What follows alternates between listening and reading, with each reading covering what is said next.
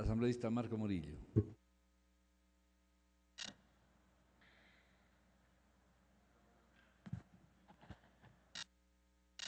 Muchas gracias, señor presidente.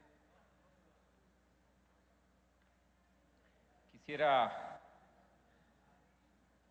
empezar señalando que uno de los temas que no se toman en cuenta dentro del informe de la comisión es lo que determina, en este caso, el artículo 171 de la Constitución, en el cual claramente la Constitución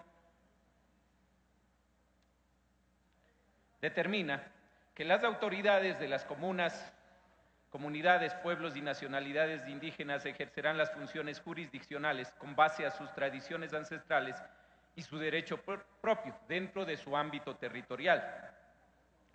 Pero además fija este artículo de la Constitución que no deben ser contrarios a la Constitución, solo pone dos límites, y eso es importante debatirlo, ¿no es cierto? Solo pone dos límites: que no sea contrario a la Constitución y a los derechos humanos reconocidos en los instrumentos internacionales. Esos son los techos que le pone al ejercicio de la jurisdicción indígena el artículo 171. Pero además, este mismo artículo constitucional señala: el Estado garantizará que las decisiones de la jurisdicción indígena sean respetadas por las instituciones y autoridades públicas.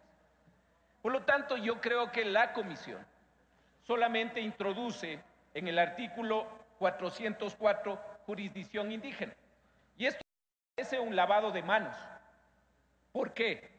Porque no determina absolutamente nada, no viabiliza qué es en sí la jurisdicción indígena, cuáles son sus mínimos y sus máximos, y cómo se debe coordinarla, en este caso, un código de procedimiento penal. Solo para poner un ejemplo, ¿es la misma pena o cómo vamos a coordinar? ¿Es la misma pena y la misma sanción para alguien que comete, en este caso, un asesinato, de poner la pena que está contemplado en este código penal, o tiene que ser diferente, o cómo va a ser planteada? ¿Cuáles van a ser esos mínimos y esos máximos? Aquí no se desarrolla absolutamente nada, y esa es una de las preocupaciones más importantes que creo que este código tiene que tener.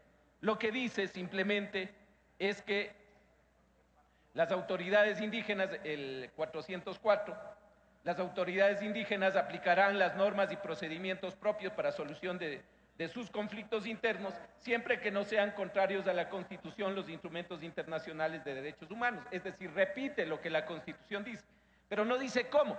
Por ejemplo, la aplicación de penas. ¿Cómo va a ser tratado? ¿Cómo va a ser tipificado? Yo sé que la pluralidad que hay dentro de los pueblos indígenas no se puede generalizar a todos en la misma circunstancia el derecho propio a ejercer justicia, pero sí debe dejar claro lineamientos y parámetros que permitan, en este caso, no violar la Constitución y también los convenios y tratados internacionales. El convenio 169 de la Organización Internacional del Trabajo, en los artículos 8 y 9, señala y da básicamente a los pueblos indígenas que deberán tener el derecho a conservar sus costumbres e instituciones propias. Ahí va otra consulta. Inclusive no hemos avanzado nada. Dentro de este Código Penal tiene que quedar claramente determinada cuáles son esos lineamientos. También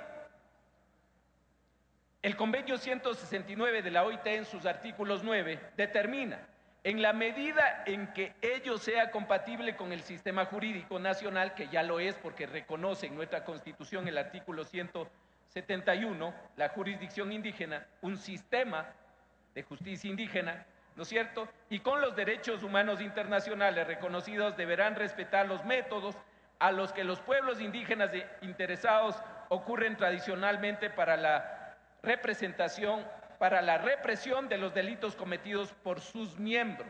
Esto lo determina este convenio 179. Quisiera dar algunos datos para poder quedar claro en este tema. En el caso de Imbabura, se dan 160 casos, más o menos se estima, en Imbabura, 160 casos se resuelve por justicia indígena. Es decir, 1 por comunidad, más o menos. Eso es lo que se está dando, algunas estadísticas más o menos de lo que, por ejemplo, en una provincia se está determinando. Los fiscales, por ejemplo, tienen complicaciones en aplicar.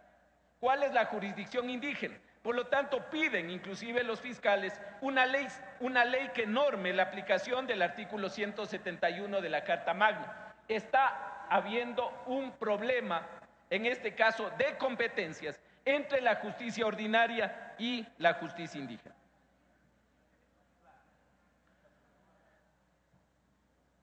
No se debe confundir, colegas asambleístas, señor presidente, que los linchamientos representan justicia indígena. Eso hay que dejarlo bien claro, porque muchos de estos linchamientos han sido en ciudades y han sido por otros conceptos. Y la mayoría de gente ha estado planteando que los linchamientos es justicia indígena. Por otra parte, los métodos conocidos como justicia indígena implican procesos de acusación, descargo y sanción bajo una lógica restauradora, mas no punitiva. Ese es el objetivo de la justicia indígena. No es punitiva, por eso hay que dejarlo claro en este Código Penal, de que no es necesariamente ponerle 100 años o ponerle una pena grande de mandarlo a prisión.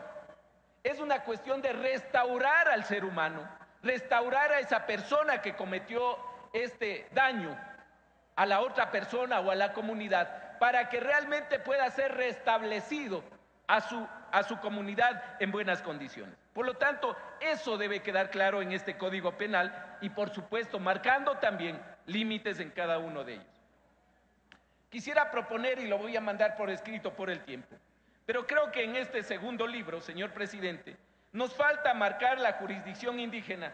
Por ejemplo, ¿qué capacidad tiene? Y por lo tanto propongo, la jurisdicción indígena es el poder, la capacidad y la potestad pública que tienen las autoridades indígenas para conocer, juzgar, resolver los delitos, los conflictos o problemas dentro de sus respectivas tierras y territorios y hacer cumplir esas decisiones acertadas.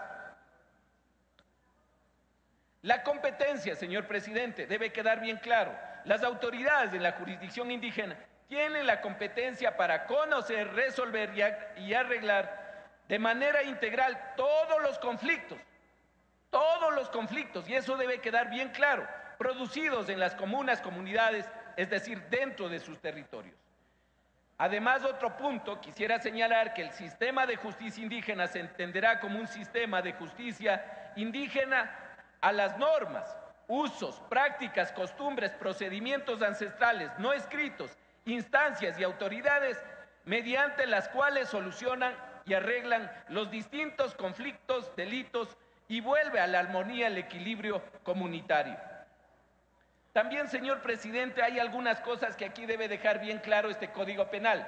¿Qué pasa si es que una persona que no es indígena comete un delito, una infracción en un territorio indígena?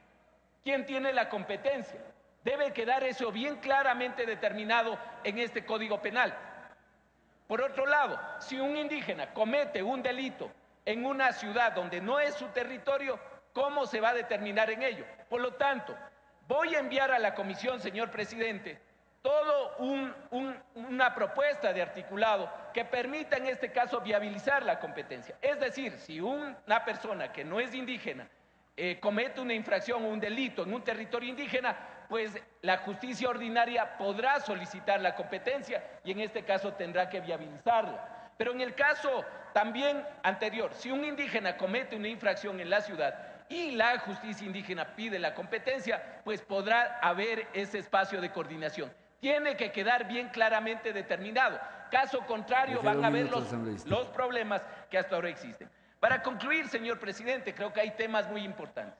Este Código Penal tiene que solucionar, debe ser una parte de la solución de los conflictos en torno a la delincuencia que existe en el país.